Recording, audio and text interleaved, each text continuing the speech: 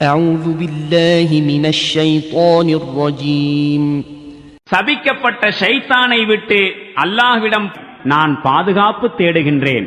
إليه مرجعكم جميعا وعد الله حقا إنه يبدأ الخلق ثم يعيده ليجزي الذين آمنوا وعملوا الصالحات بالقسط والذين كفروا لهم شراب من حميم وعذاب أليم بما كانوا يكفرون.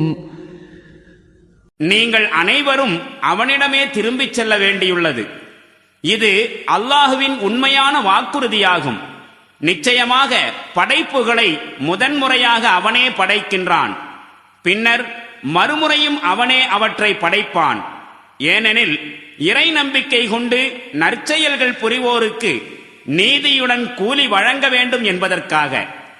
மேலும் எவர்கள் இறை நிராகரிப்பு போக்கை மேற்கொண்டார்களோ அவர்கள் சத்தியத்தை நிராகரித்துக் கொண்டிருந்த காரணத்தால் கொதிக்கும் நீரை குடிப்பார்கள், துன்புறுத்தும் தண்டனையை அனுபவிப்பார்கள்.